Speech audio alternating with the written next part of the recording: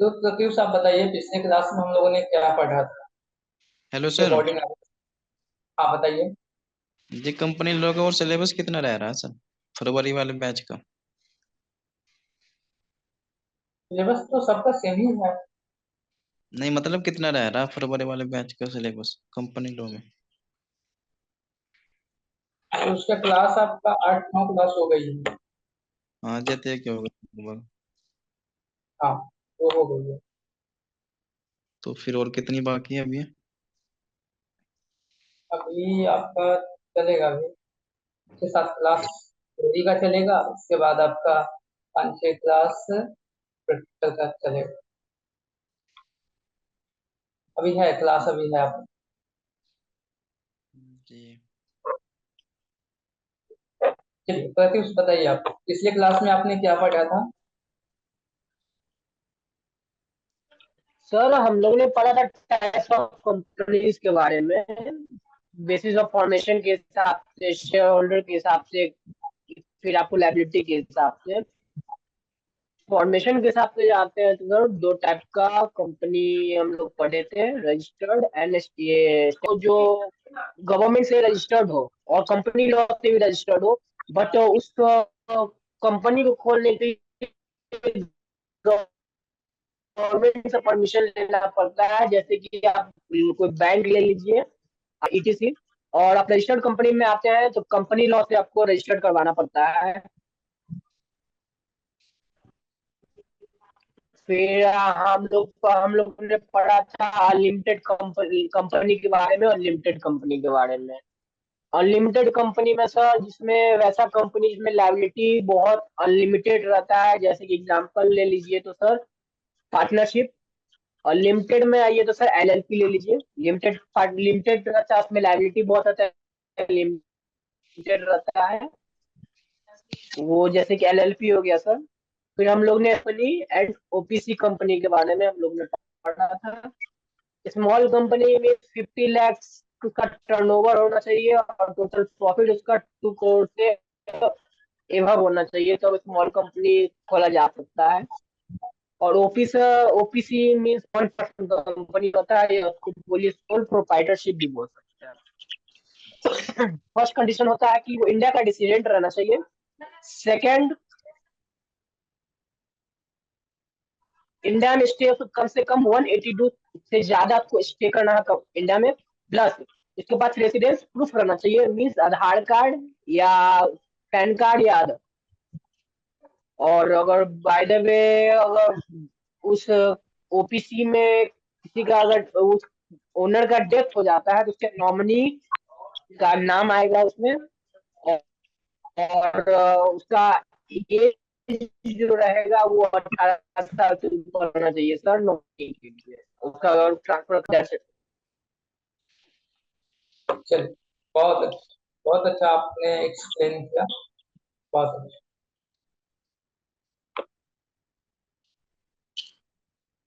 बाकी लोगों का कैमरा ऑफ क्यों है? क्या इशू है आप लोगों का? आप लोग फिल्मी दुनिया से आए हो क्या? आप लोग कैमरा आपको।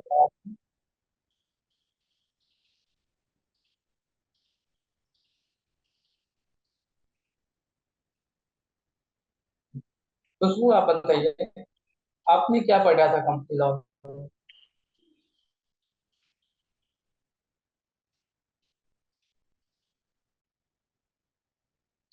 साउंड।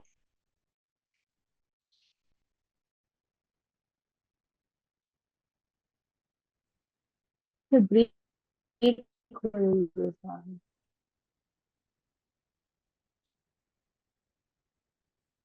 सर आपका वॉइस ब्रेक हो रहा है।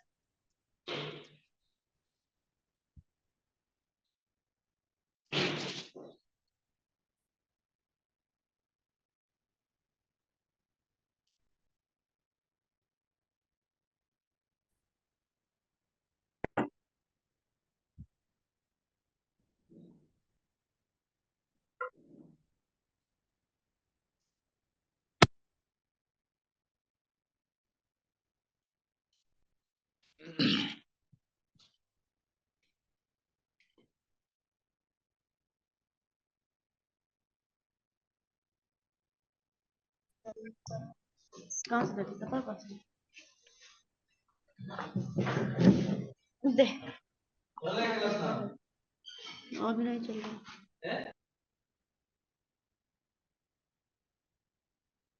बताइए खुशबू, आप साउंड अभी जा रहा है आपके पास सही से? Yes sir. बताइए। Yes sir. आप हमें ये बताइए, टाइप्स ऑफ कंपनी में कोई दो, आप 3 टाइप्स ऑफ कंपनी बता दीजिए हमें। Sir partnership company, limited company, private limited company. Partnership कब कंपनी में होने लगा? कहाँ से पढ़े आप?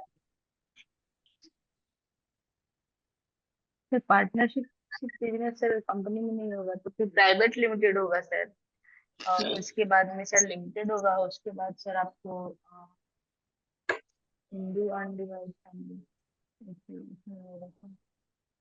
कैसे काम चलेगा?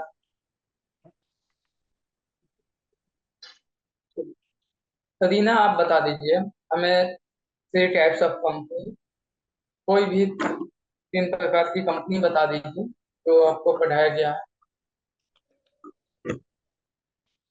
करीना कुमारी।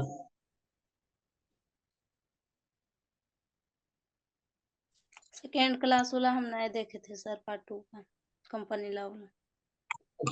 आपने फर्स्ट क्लास देखी थी आपने, है नहीं?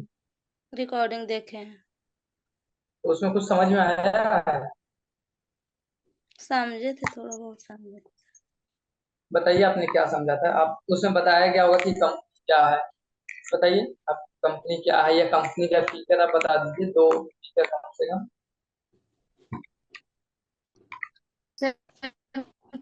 कंपनी सर 1% कंपनी भी हो सकता है, प्राइवेट लिमिटेड कंपनी भी हो सकता है सर, पब्लिक लिमिटेड कंपनी हो सकता है।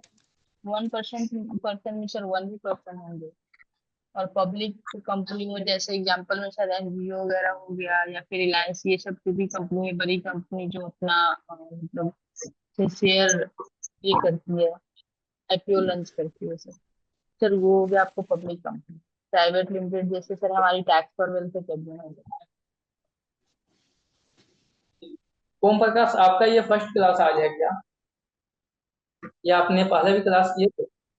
नहीं सर, सिर्फ लाइव नहीं जुड़ पा रहा हूँ, बाकी रिकॉर्डेड क्लासेस में देख पा रहा क्यों नहीं लाइव क्लास क्यों नहीं कर पा रहे हैं, क्या इशू है? हूँ। वैसे मैं एक जॉब पर्सन हूँ, तो मैं भी ड्यूटी आवर में रहता हूँ, इसलिए मैं लाइव नहीं जुड़ पा रहा आप किस लोकेशन से हैं? हूँ। मैं वैसे गया डिस्ट्रिक्ट से बिलोंग कर रहा हूँ, पर प्रेजेंट में भी मुजफ्फरपुर में वर्क कर रहा हूँ। ठीक। हाँ, अंशु आप हमें बताइए कंपनी का टाइप्स। अंशु,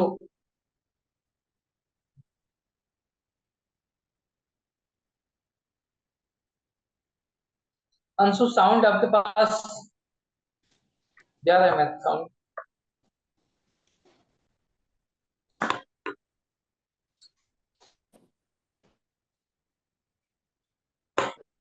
शायद नेट का इशू होगा। रीता, रीता आप बताओ, आप 2 टाइप की कंपनी बताओ आप।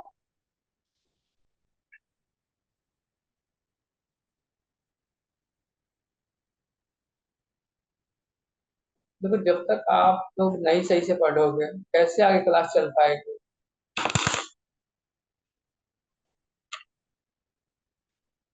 आप लोग कोई कुछ बता ही नहीं रहे हो, कैसी क्लास आगे हम देख?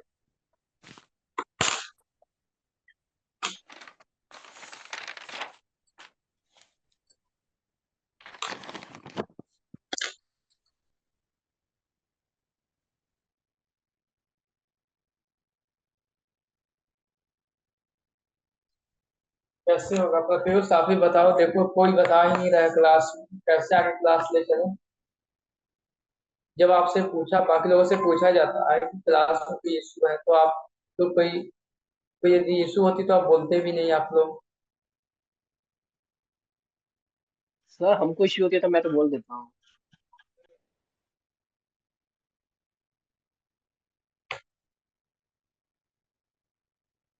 फिर आगे पढ़ाने का कोई फायदा ही नहीं है ना, जब आप लोग पीछे वाला ही आप सही से रिवाइज नहीं कर पाते हो, आप क्वेश्चन का रिप्लाई नहीं दे पाते हो।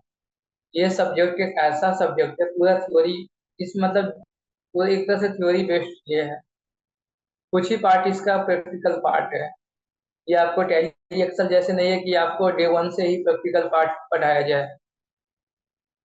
तो इसमें आपको स्टोरी की तरह ही याद करनी होगी, जब तक आप याद नहीं करेंगे नहीं समझ में आएगा। मैं इजी से इजी वे में आपको वैसे भी सर बताना इस बताइए। ये सब चीज रटने का चीज है भी नहीं सर, ये सब चीज रटने का चीज है भी नहीं। वो आप जो समझाते हैं बस उसी चीज को समझते हो वैसे। सॉरी, यदि हम बुक से आपको बताने लगे तो बुक का जो लैंग्वेज होता है इतना हार्ड होता है, आप 2 लाइन भी सही से याद नहीं कर पाएंगे। यस उसको हम सर। इजी आपके सामने प्रेजेंट करते हैं, उसके बाद भी यदि आपको याद नहीं हो पा रही है तो फिर दिक्कत हो जाएगी।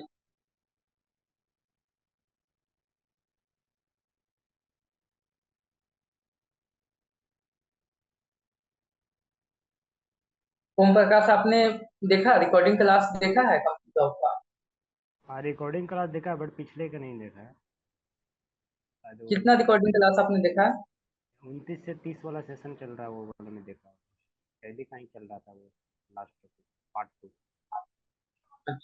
तो पार्ट 1 में हमने कंपनी के बारे में बताया था, कंपनी का फीचर भी हमने बताया था। बताइए आप क्या है कंपनी का कोई दो फीचर। मुझे थियोरेटिकल नहीं पता, बट थियोरेटिकली जो होता है कंपनी क्रिएट और लेजर क्रिएट है सब प्रोसेस।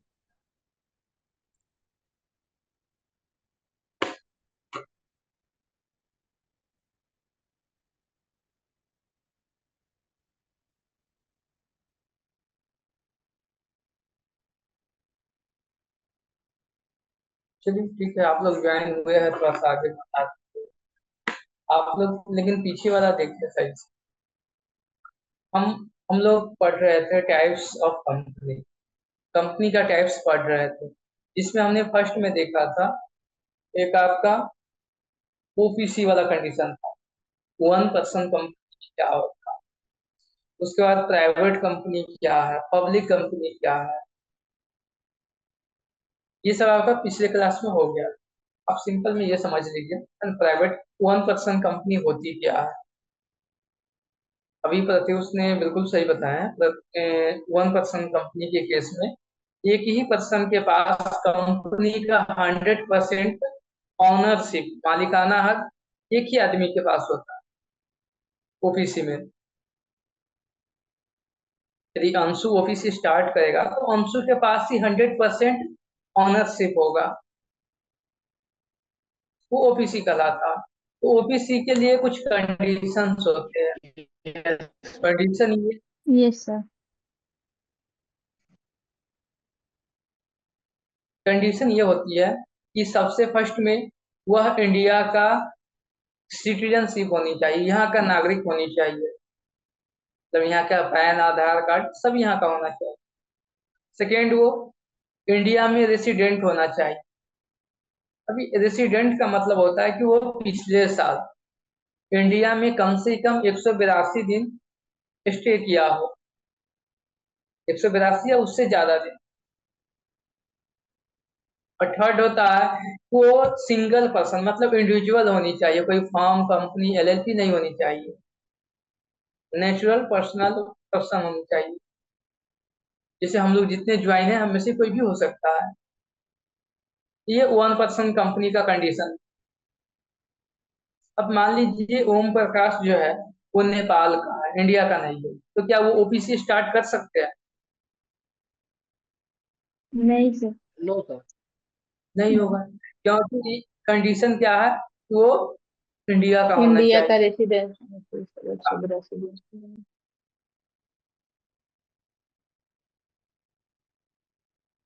उसके बाद प्राइवेट कंपनी और पब्लिक कंपनी हमने बताया था आपको। प्रति आप उसका बता दो, डिफरेंस बताओ तो क्या होता है दोनों, उसके बाद आगे चलते प्राइवेट एंड ये पब्लिक कंपनी में सर। हैं। हाँ, दोनों में डिफरेंस बता दो आप। Okay sir. सर तो हम फीचर के साथ डिफरेंस बताते चलते हैं हमको। सर ये पब्लिक कंपनी में पहला तो आईपीओ रिलीज किया जाता है सर पब्लिक कंपनी में। प्राइवेट कंपनी में आईपीओ रिलीज नहीं किया जाता है। पहला फीचर का ये हो गया और डिफरेंस भी यही हो गया। सेकंड, शेयर ट्रांसफर नहीं हो सकता है। पब्लिक कंपनी में शेयर ट्रांसफर हो सकता है एंड प्राइवेट कंपनी में शेयर ट्रांसफर नहीं होता। और सब मेंबर जो रहेगा पब्लिक कंपनी में 10 मेंबर रह सकता है।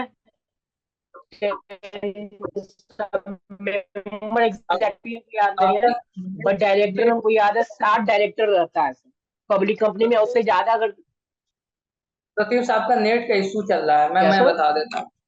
आपका नेट का इशू है, साउंड कट के आ रही है आपको, मैं बता देता हूँ। चलिए यहाँ देखिए, प्राइवेट कंपनी और पब्लिक कंपनी में डिफरेंस क्या होता है। सबसे फर्स्ट में आपको नेम से पता होना चाहिए कि कौन सी कंपनी प्राइवेट है, कौन सी पब्लिक है। यदि किसी कंपनी के लास्ट में प्राइवेट लिमिटेड वर्ड लगा तो प्राइवेट कंपनी होगी, और किसी कंपनी के नेम के लास्ट में ओनली लिमिटेड वर्ड लगा हो, एलटीडी, तो वो पब्लिक कंपनी होगी। तो सबसे पहले हमें नाम से पता होना चाहिए कि कौन सी प्राइवेट कंपनी है, कौन सी पब्लिक कंपनी। आप गूगल पे यदि देखेंगे टाटा मोटर्स, तो टाटा मोटर्स लिमिटेड नाम आएगा लास्ट में, वो पब्लिक कंपनी है। लेकिन आप टैक्स और वेल्थ को देखेंगे तो टैक्स और वेल्थ लास्ट में प्राइवेट लिमिटेड वर्ड आएगा। इसका मतलब ये है कि टैक्स और वेल्थ कंपनी जो है प्राइवेट कंपनी है, लेकिन जो आपका टाटा मोटर्स या रिलायंस है ये आपकी पब्लिक कंपनी है। सबसे फर्स्ट में नेम से आपको पता करना है। अब ये दोनों में डिफरेंस होती क्या है। यदि आपको प्राइवेट कंपनी ओपन करनी है, प्राइवेट कंपनी, जो एग्जांपल मैंने आपको टैक्स और वेल्थ का बताया, तो इसमें आपको मिनिमम 2 मेंबर की आवश्यकता होती है। 2 आदमी मिलकर के आप प्राइवेट कंपनी खोल सकते हैं। 2 आदमी पैसा लगाएंगे और प्राइवेट कंपनी आप बना सकते हैं। लेकिन यदि आपको पब्लिक कंपनी बनाना है तो कम से कम 7 मेंबर आपको चाहिए। जब तक 7 लोग आपस में नहीं मिलेंगे तब तक आप पब्लिक कंपनी नहीं बना सकते हैं। प्राइवेट के लिए कम से कम 2 होनी चाहिए और पब्लिक के लिए कम से कम 7 होनी चाहिए। 7? ये मिनिमम है। तो फिर मैक्सिमम नंबर कितना होगा। यदि प्राइवेट कंपनी आप करना चाहते हैं तो आप मिनिमम 2 रखेंगे और मैक्सिमम 200 रखेंगे नंबर्स। ये नंबर क्या हो गया, तो जो आदमी बिजनेस में पैसा लगाएगा उसका नंबर। यदि आपके बिजनेस में 200 से ज्यादा आदमी पैसा लगाया है, इन्वेस्टमेंट किया है, तो आपका वो प्राइवेट कंपनी नहीं कहलाएगा, वो पब्लिक कंपनी में कन्वर्ट आपको कराना होगा। तो प्राइवेट कंपनी का क्या कंडीशन है, आपका आपके कंपनी में मिनिमम 2 आदमी पैसा लगाएगा, इन्वेस्टमेंट करेगा, शेयर परचेज करेगा, शेयर होल्ड करेगा, और मैक्सिमम 200। लेकिन पब्लिक कंपनी के केस में क्या है, मिनिमम 7 मेंबर होनी चाहिए और मैक्सिमम की कोई लिमिट नहीं है।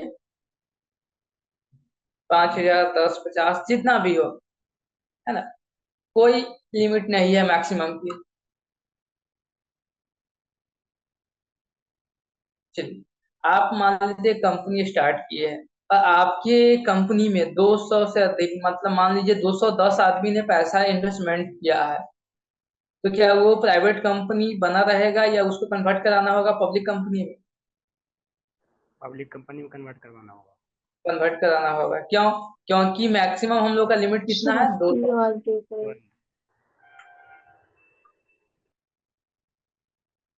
तो ये तो आपको ये बताया गया कि जो पैसा लगाता है बिजनेस में वो शेयर होल्डर्स होता है। अब डायरेक्टर्स की बात करते हैं। कंपनी में डायरेक्टर्स कितने हो सकते हैं, प्राइवेट कंपनी में, पब्लिक कंपनी में कितने हो सकते हैं। सबसे पहले आपको ये समझना है कि शेयर होल्डर्स वो होते हैं जो बिजनेस में पैसा लगाते हैं, और डायरेक्टर्स वो होते हैं जो बिजनेस को चलाते हैं। आपने बिजनेस में पैसा लगा दिया और आपने एम्प्लॉई रख दिया या मैनेजर आपने रख दिया उस लेवल का, वही आपको बिजनेस का चलाएगा। तो जितने भी बड़े कंपनी होते हैं उनमें डायरेक्टर्स होते हैं।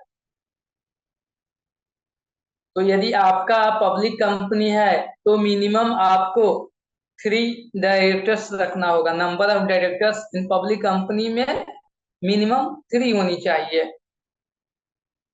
वही केस यदि आपका प्राइवेट कंपनी है तो प्राइवेट कंपनी में आपकी मेंबर कितनी होनी चाहिए, सॉरी, आपके नंबर ऑफ डायरेक्टर्स कितनी होनी चाहिए, 2 होनी चाहिए। 7। First,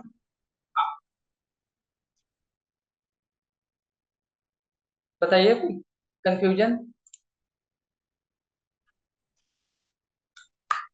2 sir. चलिए, हाँ, तो प्राइवेट कंपनी में कितनी होनी चाहिए, minimum number of directors in private company 2 होनी चाहिए, और पब्लिक कंपनी में 3 होनी चाहिए। तो मैक्सिमम कितनी होगी, तो मैक्सिमम नंबर ऑफ डायरेक्टर्स, यहाँ पे आप कंफ्यूज मत होना कि शेयर होल्डर्स अलग चीज है, मतलब वो अलग है और डायरेक्टर्स अलग है।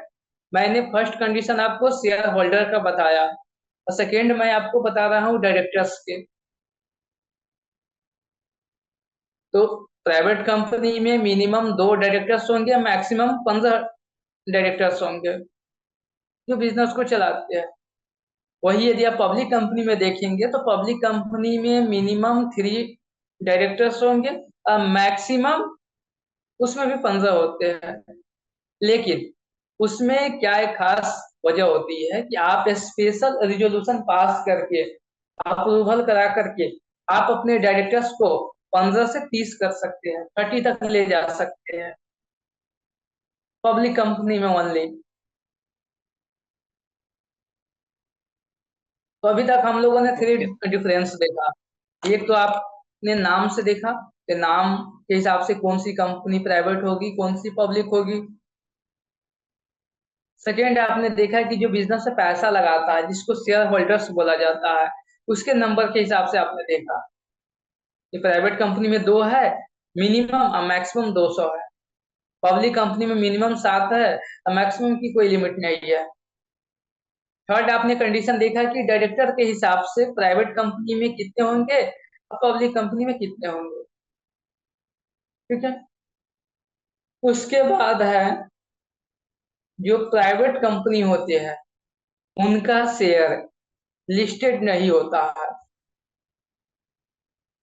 जैसे tax for wealth private company है तो इसकी शेयर सेबी के पास लिस्टेड नहीं होगा। सेबी जो होता है security exchange board of India होता है, जो ये देखती है कि कौन सी कंपनी की क्या पोजीशन है, क्या कर रही है, क्या उसकी मार्केट वैल्यू है, वो चेक करती है। तो मान लेते किसी कंपनी का शेयर यदि सेबी के पास लिस्टेड हो गया तो वो कंपनी पब्लिक से पैसा इकट्ठा कर सकता है, आईपीओ ला सकता है। आप में से किसी ने शेयर मार्केट में यदि पैसा लगाया होगा तो देखे होंगे कि कंपनी सब की शेयर की प्राइस वहां पे दिखती रहती है, किसी का अप यस डाउन सर। ये होती है। तो जो आप शेयर का प्राइस देखते हैं, जो शेयर का नेम आपको दिखता है, जैसे टाटा मोटर्स का शेयर है, एचडीएफसी बैंक का है, तो ये सब क्या है, लिस्टेड कंपनी है। तो लिस्टेड कंपनी का शेयर ही शेयर मार्केट में दिखती है और वो पब्लिक से पैसा इकट्ठा कर सकता है। प्राइवेट कंपनी की शेयर लिस्टेड नहीं होती है, वो पब्लिक से पैसा इकट्ठा नहीं कर सकता है आईपीओ लाकर। ये कुछ डिफरेंस पॉइंट सब है पब्लिक कंपनी में, प्राइवेट कंपनी में।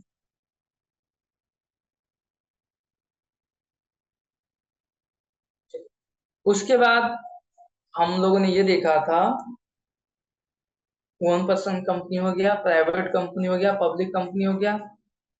उसके बाद कौन सी कंपनी था, बताओ आप में से कोई। Small company. हाँ, स्मॉल कंपनी। स्मॉल कंपनी क्या होती है, नाम से ही पता चल रहा है छोटी कंपनी, स्मॉल कंपनी। तो कंपनी एक्ट में स्मॉल कंपनी उस कंपनी को बोला गया है जिसका सेल पूरे साल में, एक साल में, जैसे अभी चल रहा है, कौन सी चल रही है 2024-25, असेसमेंट सॉरी फाइनेंशियल ईयर चल रही है ना, 1/4/2024 से स्टार्ट होके 31/3/2025 तक 25 तक चलेगी। Yes yes. तो कोई भी कंपनी जो एक साल में 2 करोड़ का सेल करे, 2 CR का सेल करे, उससे ज्यादा नहीं होनी चाहिए। और 2 CR का सेल करे, और साथ में दूसरा कंडीशन ये है कि वो पब्लिक से पैसा जो इकट्ठा करता है, लिस्टेड कंपनी जो होती है, पब्लिक से जो पैसा इकट्ठा किया है वो 50 लाख से ज्यादा नहीं होनी चाहिए। स्मॉल कंपनी वैसी कंपनी होती है जिसका sale up to 2 CR in 1 financial year. Second, company का paid up capital is not exceed 50 lakhs. 2 conditions होती है, 50 लाख से ज्यादा उसका पेड अप कैपिटल नहीं होनी चाहिए, जो पैसा मतलब पब्लिक से इकट्ठा किया जाता है, और उसकी सेल वैल्यू 2 CR से ज्यादा नहीं होना चाहिए। ये स्मॉल कंपनी होता है। उसके बाद हम लोगों ने ये देखा था सेक्शन 8 कंपनी। सेक्शन 8 कंपनी क्या होता है, या एनजीओ। आपने एनजीओ का नाम सुना है आप में से कोई?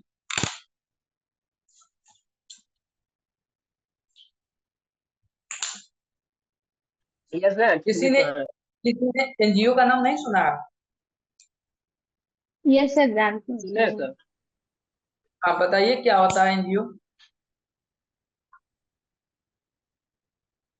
सर कि वो एनजीओ सोशल एक एक्टिविटी में अपना पार्टिसिपेट गवर्नमेंट करता है। ऑर्गेनाइजेशन।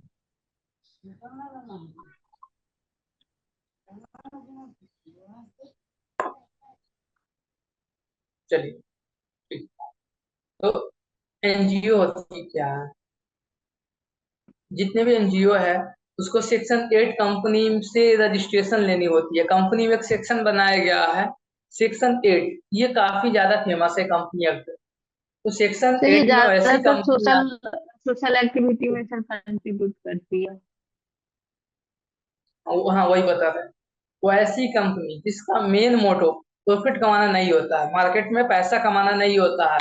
मेन मोटो उसका सोशल वेलफेयर करना, सोशल एक्टिविटी करना, जैसे स्पोर्ट्स को बढ़ावा देना, एजुकेशन को बढ़ावा देना, है ना। जैसे आपने देखा कोविड के टाइम में बहुत से लोगों को हेल्प किया जा रहा था, या बाढ़ के टाइम में हेल्प किया जाना। तो ये सब मतलब जो सोशल वेलफेयर के लिए जो एक्टिविटी चलाई जाती है जिस कंपनी के द्वारा, जिसका मेन मोटो पैसा कमाना नहीं होता है, वैसे कंपनी को सेक्शन 8 कंपनी बोलते हैं। इससे इसका दूसरा नेम नॉन प्रॉफिट कंपनी भी कहलाती है ये। आ गई बात समझ में? सेक्शन 8 कंपनी क्या है, कोई भी आपको यदि पूछे तो आप बता सकते हो। वैसे कंपनी जिसका मेन मोटो पैसा कमाना नहीं होता है, सोशल वेलफेयर करना, like as encourage in sports, education, art, commerce. ये सब जो कंपनी होगी वो सब के सब सेक्शन 8 कंपनी कहलाएगी। Okay sir. ठीक है। उसके बाद आपका एक था insurance company. What is the insurance company? आपने कभी नाम सुना है इंश्योरेंस क्या होता है? Yes sir. बताइए यस सर। क्या इंश्योरेंस क्या है? सर फॉर ये क्या कहते हैं, लॉस को गेन करने के लिए सर। अब मान लीजिए कोई एसेट का वैल्यू है, और मान लीजिए 1 लाख है, उसको अगर हम इंश्योरेंस करवा लिए तो फ्यूचर में अगर कोई भी लॉस होता है उस एसेट पर, तो इंश्योरेंस उस चीज को रिकवर, उस लॉस को किया जाता है। चलिए हाँ, लगभग सही। और अगर किसी को बोलना है इंश्योरेंस, ओनली इंश्योरेंस को आपको डिफाइन कर। चलिए ठीक है, मैं बता देता हूँ। प्रत्युष यहाँ लगभग सही बताएं आप। इंश्योरेंस जो वर्ड है, जैसे आप अपना बाइक परचेज करते हैं या कार आपने परचेज किया, तो वहां पे आप क्या करते हैं, उस गाड़ी का इंश्योरेंस करवाते हैं आप। या किसी न किसी के पास लाइफ इंश्योरेंस होगा, आपके पास LIC। है ना। तो ये इंश्योरेंस बेसिकली आपके रिस्क को कवर करने के लिए, रिस्क को मिनिमाइजेशन ऑफ योर रिस्क, आपकी जो रिस्क है, जो आपकी जोखिम है, उसको कम करने के लिए इंश्योरेंस कराई जाती है। जैसे मान लीजिए प्रत्यूष एक इंश्योरेंस कंपनी है, ठीक है, और हम अपना बाइक का इंश्योरेंस करवाना चाहते हैं प्रत्यूष कंपनी से। तो हम क्यों करवाना चाहेंगे अपने बाइक का इंश्योरेंस, या अपने बिल्डिंग का, या अपने स्टॉक का, या किसी भी चीज का, ताकि यदि हमारा स्टॉक लॉस हो जाए, हमारी स्टॉक में आग लग जाए, या बाइक का एक्सीडेंट हो जाए, तो उस केस में प्रत्यूष उस लॉस को, मतलब हमारी जो लॉस होगी वो प्रत्यूष हमको देगा। हम इंश्योरेंस क्लेम करेंगे, हमें वो पैसा मिलेगा। मतलब मिनिमाइजेशन ऑफ रिस्क, अपने रिस्क को कम करने के लिए हम इंश्योरेंस कंपनी से इंश्योरेंस करवाते हैं। वो आपका स्टॉक का हो, या लाइफ का हो, या हेल्थ का हो, या medical, any type of insurance. Insurance simple में ये समझिए कि हम अपने रिस्क को, कोई भी अपने रिस्क को कम करने के लिए इंश्योरेंस करवाता है। अब कोई भी कंपनी इंश्योरेंस करेगी तो उसको क्या फायदा होगा। सर ये बोल सकते हैं फाइनेंशियली रिस्क को कम करने के लिए सर इंश्योरेंस करवाते हैं। तो हम जब इंश्योरेंस करवाएंगे तो हम कंपनी को प्रीमियम देते हैं, प्रीमियम अमाउंट, वो मंथली बेसिस, क्वार्टरली बेसिस, या एनुअली बेसिस पे हो सकती है। एक मान लेते हैं हम 1 साल का बाइक का इंश्योरेंस करवाया, यदि 1 साल में कुछ लॉसेस हुआ तो कंपनी हमें वो लॉस रिकवर कराएगा, देगा वो। लेकिन यदि लॉस नहीं हुआ तो हमने जो प्रीमियम पेड किया है मंथली बेसिस पे, 500 या 1000 या 2000, वो पैसा कंपनी के पास चला जाएगा, वो फिर हमें रिफंड नहीं करेगा।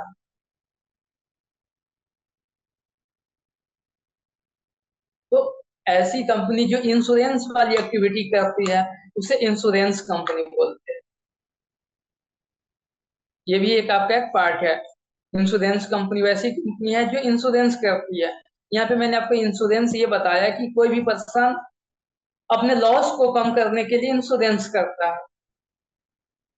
एक आपने सर अच्छा एक, हाँ बताइए। इंश्योरेंस कंपनी में वो दोनों कंपनी आ जाएगा ना सर, मीन्स हेल्थ इंश्योरेंस और नॉर्मल इंश्योरेंस जो होता है वो दोनों। हाँ आगे वही बता रहे हैं, अभी वही बता रहे हैं। इंश्योरेंस जो है दो टाइप्स की हो जाती है, एक आपका जनरल इंश्योरेंस, एक आपका लाइफ इंश्योरेंस, जो केवल आपके लाइफ के साथ होता है। लाइफ का जो इंश्योरेंस होता है वो एक अलग टाइप की हो गई। और जनरल इंश्योरेंस में आपका मेरीन इंश्योरेंस है, फायर इंश्योरेंस है ना, हेल्थ इंश्योरेंस है, मेडिकल इंश्योरेंस है, any type of insurance other than life insurance is cover in general insurance. ठीक है, तो जनरल इंश्योरेंस में आपका हाँ, एक मैं वर्ड बताना चाहता हूँ। एक आपने एलआईसी का स्लोगन सुना होगा, जीवन के साथ भी जीवन के बाद भी, सुना है आप यस, लोगों ने। यस। हाँ, इसका क्या मतलब क्या होता है।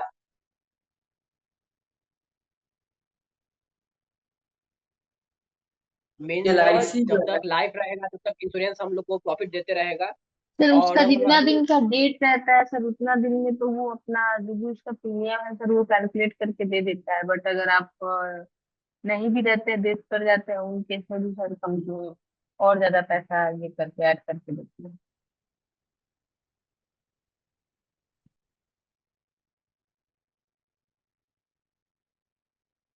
चल, देखिए, ये जो लाइफ इंश्योरेंस होती है, वो जो एलआईसी कंपनी है वो बहुत ही ज्यादा, मतलब मार्केट में सबसे ज्यादा उसी का है वो, मतलब कैप किया, मतलब मार्केट का कैप उसी के पास है, एलआईसी के पास। तो उसका स्लोगन एक है, जीवन के साथ भी जीवन के बाद भी। सपोज कीजिए कोई पर्सन 10 साल के लिए इंश्योरेंस करवाया, लाइफ इंश्योरेंस। यदि 10 साल के अंदर में उस पर्सन का डेथ हो गया, जैसे आज उसने इंश्योरेंस कराया, 2 साल बाद डेथ हो गई, या 5 साल बाद डेथ हो गई, 10 साल से पहले, तो कंपनी, जो इंश्योरेंस कंपनी है, जो 10 साल में जो उस पर्सन का पैसा बनता, जितना पैसा उसको मिलता, वो उसको 2 साल में ही पेड करना होता है। मतलब इंश्योरेंस का 10 साल का टाइम है, मान लीजिए कोई 10 लाख का लगाया, उसको 50 लाख 10 साल के बाद मिलेगा।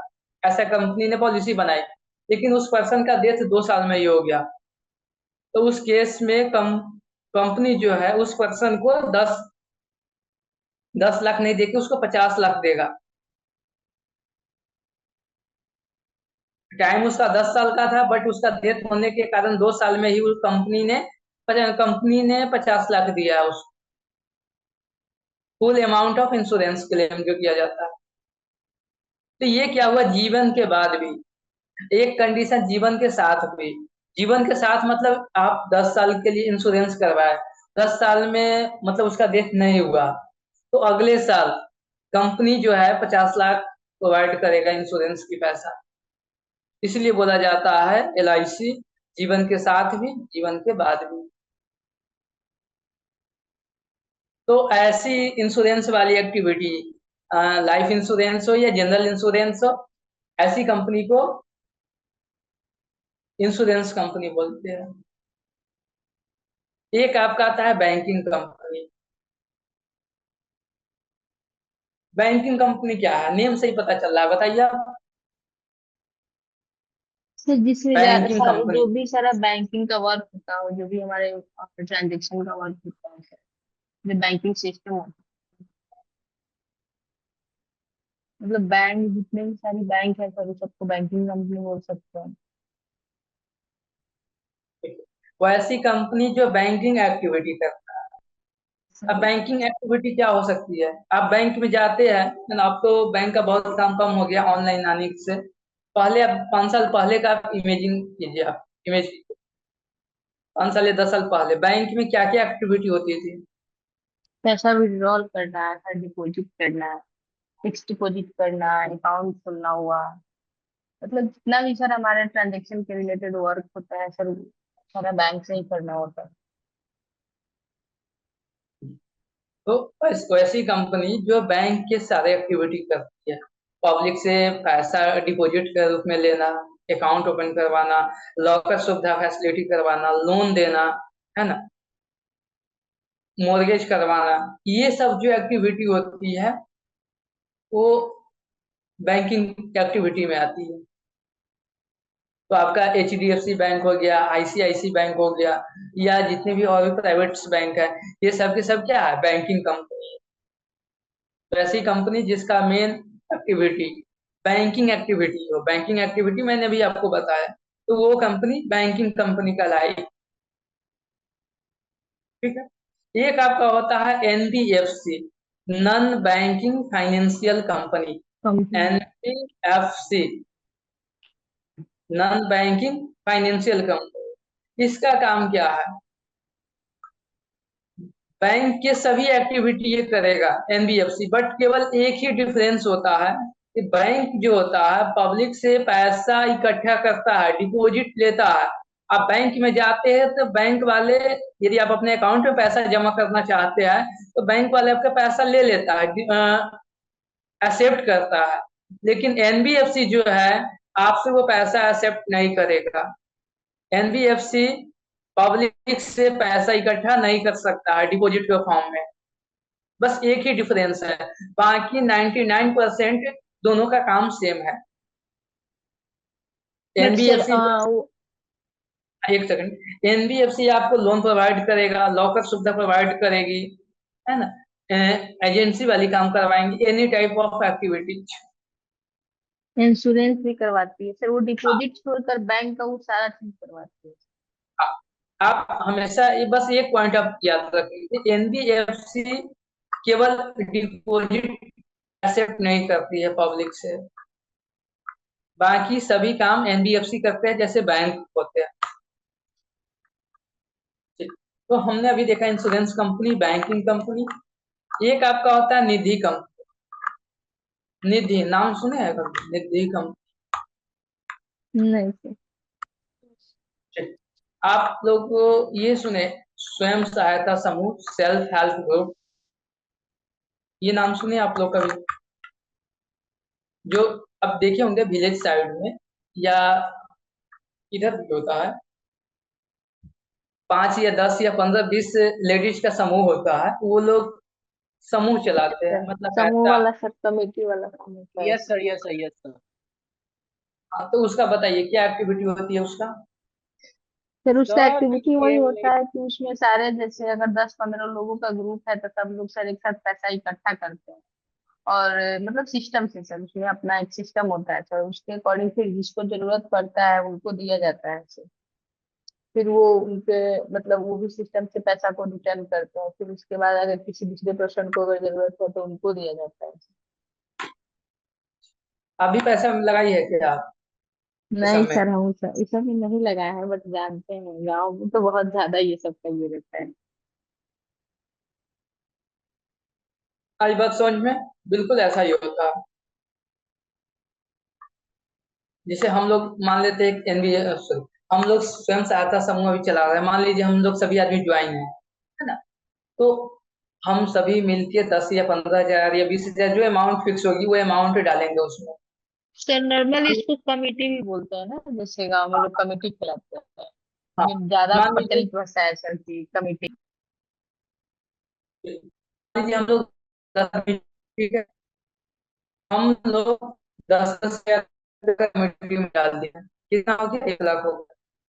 अब मान लीजिए खुशबू कुमारी या किसी को पैसा का नीड है, उसको बोल रही है हम 2 महीने के लिए पैसा चाहिए, उनको हम लोग दे देंगे जो इंटरेस्ट रेट के 2% या 3% के हिसाब से। यदि वही वो मार्केट में जाएंगे,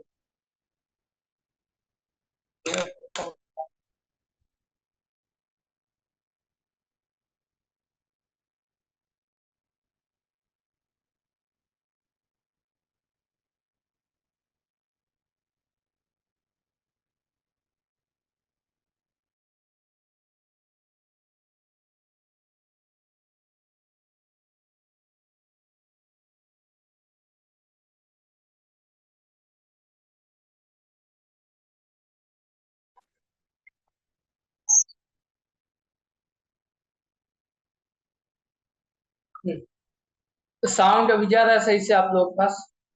यस सर। तो हम अभी एग्जांपल ले रहे थे कि हम सभी एक ग्रुप बना लिए हैं, और सभी हम लोगों ने 10 10 हजार रुपया डाल दिए हैं। 10 आदमी का समूह है तो 1 लाख रुपया हो गए। अब मान लीजिए प्रत्युष को कैश की आवश्यकता है, मतलब पैसे की आवश्यकता है, तो हम लोग आपस में मिल करके प्रत्युष को पैसा दे देंगे, 2 मंथ या 3 मंथ जितना उनको चाहिए उस हिसाब से। प्रत्युष से लो इंटरेस्ट रेट पे इंटरेस्ट लेंगे, जैसे प्रत्युष क्या देगा? सर आवाज कट रही है। सर आवाज काफी ब्रेक हो रही है।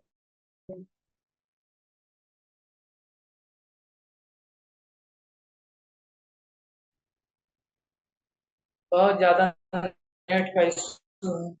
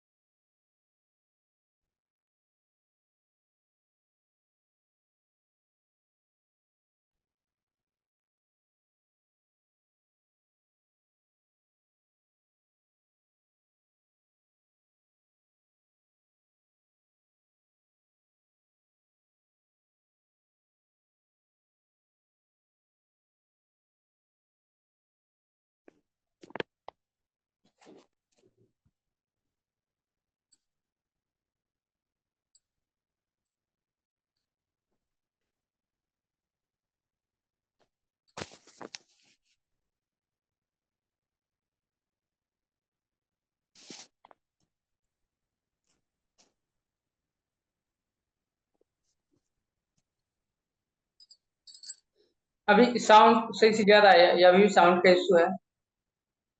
तो सर अब ठीक ठीक है। हाँ, कभी कभी नेट का इशू हो जाता है। चलिए, तो हम लोग यहाँ पे देख रहे थे सेल्फ हेल्प ग्रुप। ये आप समझ जाएंगे तो आप ऑटोमेटिक निधि कंपनी समझ जाएंगे। वही चीज मैं आपको समझाना चाहता हूँ। तो सेल्फ हेल्प ग्रुप में क्या होता है कि एक कमेटी बनाई जाती है, वो कमेटी उस कमेटी में पैसा डालते हैं सभी मेंबर्स, और किसी को नीड होती है तो लो इंटरेस्ट रेट पे उसको प्रोवाइड की जाती है। यदि वही पर्सन मार्केट में पैसा ले लाने के लिए जाए या बैंक से लोन ले तो उसको ज्यादा इंटरेस्ट देना होता है। तो ये एक्टिविटी जो हो गया स्वयं सहायता समूह वाली जो एक्टिविटी हो गया, सेल्फ हेल्प ग्रुप वाली, ये जब एक कंपनी के फॉर्म में एक्टिविटी होती है तो इसे हम लोग निधि कंपनी बोलते हैं। Nidhi company just like as a self help group. यदि वो सिंपल वे में है, कोई कंपनी के फॉर्मेट में नहीं है, तो वो स्वयं सहायता समूह हो गई। लेकिन जब वो एक कंपनी के फॉर्मेट में हो जाएगी, वही बिजनेस वही एक्टिविटी, तो वो निधि कंपनी कहलाएगी। निधि कंपनी जो है साउथ इंडिया में ज्यादा ये पॉपुलर है, अपने नॉर्थ इंडिया में भी ये उतना नहीं है।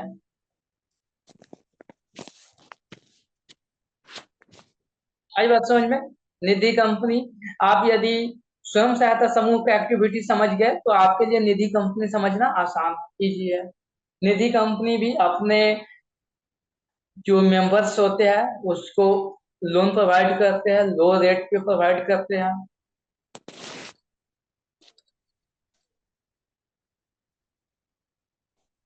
आई बात समझ में? निधि कंपनी क्या होती है? Yes sir. हाँ, और निधि कंपनी के लास्ट में निधि वर्ड यूज होता है। जैसे प्राइवेट कंपनी में प्राइवेट लिमिटेड होता है, वैसे निधि में निधि लिमिटेड होता है। जैसे खुशबू कुमारी एक कंपनी हो गया, वो अगर निधि है तो वैसे रहेगा खुशबू निधि लिमिटेड। ठीक है, निधि यस सर। Word use. उसके बाद आगे क्या है? इंश्योरेंस कंपनी हो गया, बैंकिंग कंपनी हो गया, एनबीएफसी हो गया, निधि कंपनी हो गई। हाँ, एक बात आपको बता देते हैं, आपका holding company and subsidiary company, ये दोनों में क्या डिफरेंस है? बता ये हुआ चुके था? हैं सर, बता चुके हैं। बताइए, आप बताइए क्या हमने बताया था होल्डिंग सब्सिडियरी में? सर होल्डिंग कंपनी होता है वैसा कंपनी होता है जो शेयर को अपने होल्ड किए हुए रखता है, और सब्सिडरी कंपनी वैसा कंपनी होता है जो होल्डिंग कंपनी रहता है, वो कंपनी सब्सिडरी कंपनी पे जो शेयर होल्ड किए हुए तो उसको सब्सिडरी कंपनी कहा जाएगा।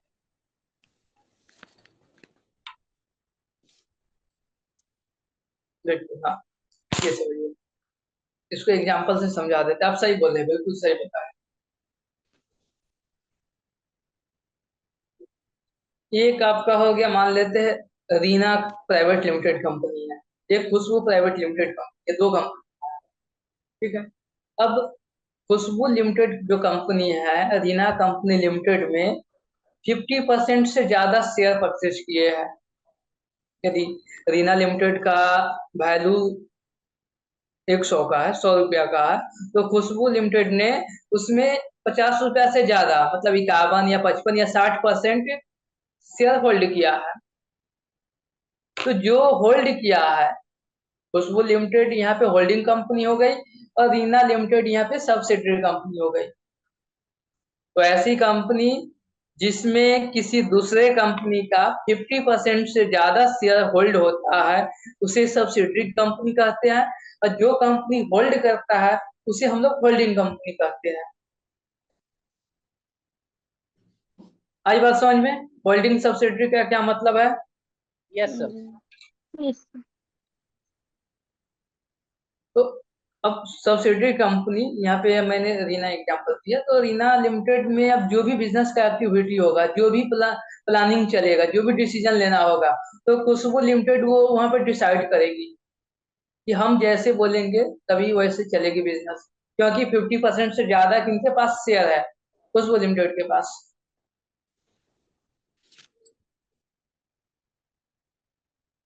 तो होल्डिंग और सब्सिडियरी कंपनी ये होती है। उसके बाद एक आपकी होती है फॉरेन कंपनी। ये हुई थी उस दिन या नहीं हो पाई थी? यस सर, फॉरेन कंपनी भी सर हो गया बताए थे था, फॉरेन और कंपनी, एक जो फॉरेन कंपनी आती सर यहाँ पे जो एस्टेब्लिश होती है। कोई एग्जाम्पल बताइए फॉरेन कंपनी का। एमएनसी कंपनी से जैसे फ्लिपकार्ट हो गया, अमेजोन हो गया, ये सब तो फॉरेन कंपनी है, एमएनसी कंपनी होता है।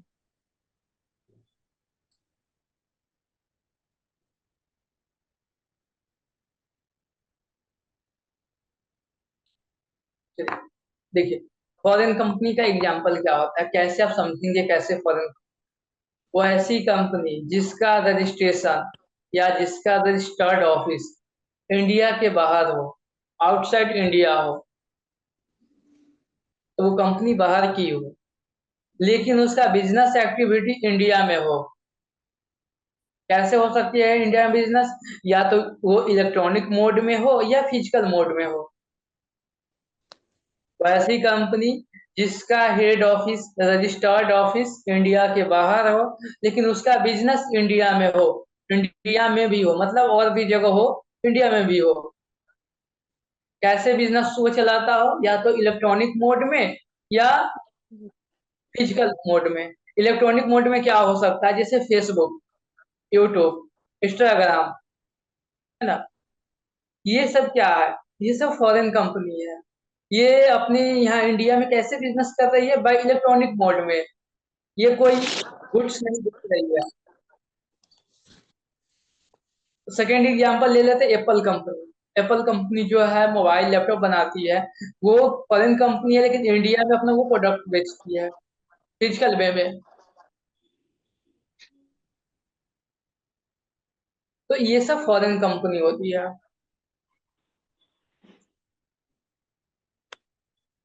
आई बात समझ में? फॉरेन कंपनी का डिफिनेशन आप क्या, हाँ, क्या बताएंगे? ओम प्रकाश आप बताइए। आपसे पूछा जाएगा what is the foreign company, क्या बताएंगे?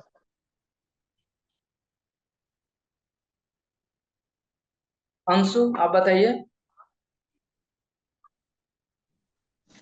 सर जो इंडिया में रजिस्टर नहीं हो और इंडिया में बिजनेस करता हो। हाँ, कौन सी मोड में? इसकी फिजिकल मोड क्या मोड होनी चाहिए बिजनेस का? फिजिकल या इलेक्ट्रॉनिक। सिर्फ फिजिकल मोड और इलेक्ट्रॉनिक मोड में, और वैसे कंपनी जिसका रजिस्ट्रेशन और head office out of India हो बट उसका बिजनेस अरे इंडिया में है, तो वो फॉरेन कंपनी होती है।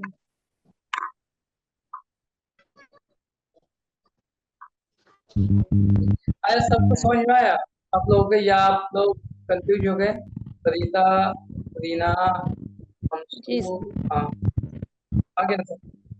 जी मैं बता रहा हूँ फर्स्ट कंपनी क्या होती है। वैसी सर आ कंपनी गया समझ में सर। बाहर में उसका ऑफिस हो, इंडिया से बाहर, और उसका बिजनेस इंडिया में चल रहा हो, उसे फॉरेन कंपनी कहते हैं। फॉर एग्जाम्पल हम्म।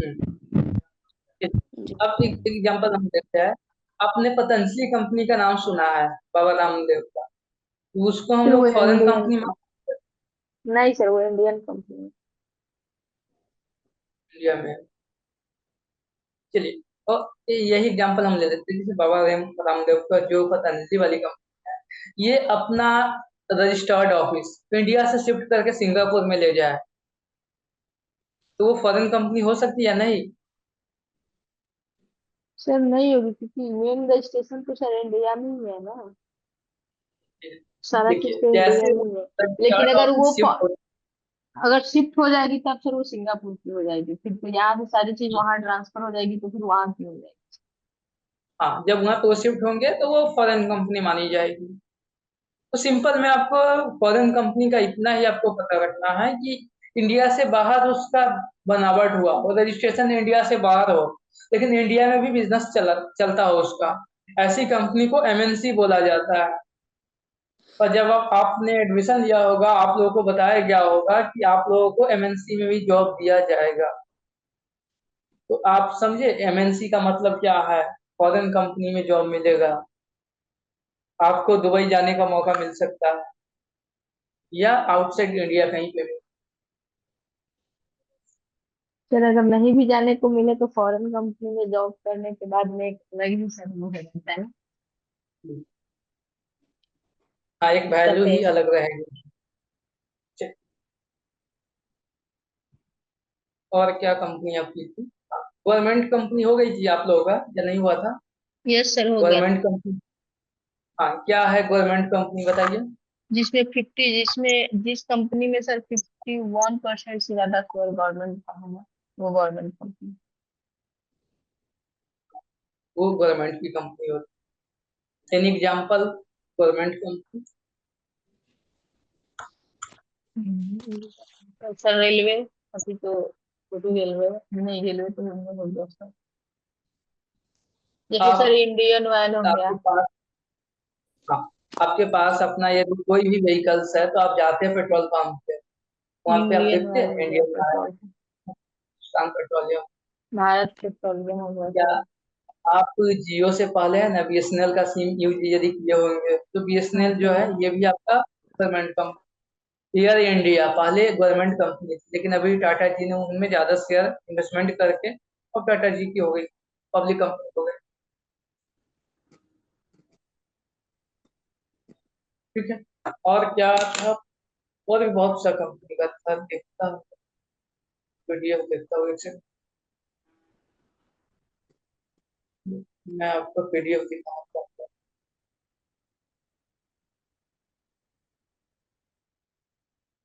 हाँ, पीडीएफ भी सेंड कर देंगे हम आप लोगों को। आते हैं कहाँ पे तो,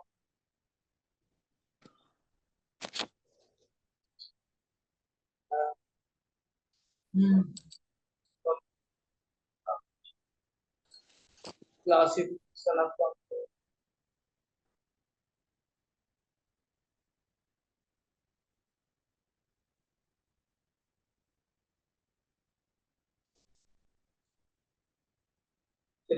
ये आपकी हो गई cover, insurance company, banking company, NBFC, non financial company, non profit company, section 8 company हो गया।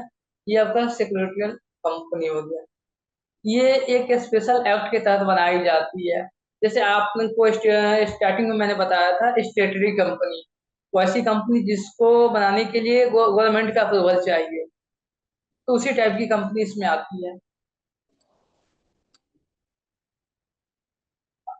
एक आपका ज्वाइंट वेंचर कंपनी है, ये भी मैं बता देता हूँ। उसके बाद निधि कंपनी आपकी हो गई है, public financial institution, government company, associate company, foreign company, government company, small company, unlimited company, listed company, सब हो गई है। 1% कंपनी भी आपका हो गया, private company, public company, small company अभी बता दिया आपको कि उसकी पेड अप कैपिटल 50 लाख होनी चाहिए और उसका सेल वैल्यू 2 करोड़ की होनी चाहिए। होल्डिंग सब्सिडरी कंपनी है, ये मैंने अभी आपको बताया, जिसमें होल्ड किया जाता है किसी कंपनी के द्वारा, वो होल्डिंग है, और जिस पे होल्ड की जाती है वो सब्सिडरी होती है। लिस्टेड कंपनी ऐसी कंपनी जिसकी शेयर सेबी के पास लिस्टेड होती है, ताकि वो पब्लिक से पैसा ले सके, इकट्ठा कर सके, अपना आईपीओ ला सके, ऐसे कंपनी को लिस्टेड कंपनी बोलते हैं। ये भी हो गया आपका unlisted company, just like opposite of the listed company. यहाँ पे गवर्नमेंट कंपनी है, कम से कम 51% कैपिटल गवर्नमेंट के पास होनी चाहिए। फॉरेन कंपनी भी आपका यहाँ पे हो गया। हाँ, यहाँ एक एसोसिएट कंपनी, देखिए होल्डिंग सब्सिडियरी में आपने ये देखा कि आप कोई भी कंपनी 51% से ज्यादा शेयर होल्ड करता है तो वो होल्डिंग सब्सिडियरी की केस होती है। लेकिन मान लीजिए आपकी जो कंपनी है किसी दूसरे कंपनी में ओनली 20% शेयर होल्ड किया है, 20%, तो इस कंपनी में, इस केस में आप एसोसिएट कंपनी कहलाएंगे उस कंपनी में। जैसे आप एग्जांपल ले लीजिए,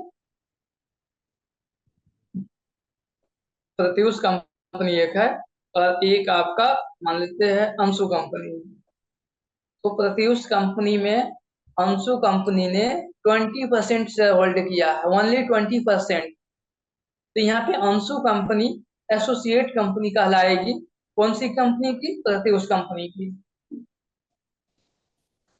जिसने 20% शेयर होल्ड किया है वो एसोसिएट कंपनी कहलाएगी उस कंपनी में जिसमें उसने शेयर इन्वेस्टमेंट किया है।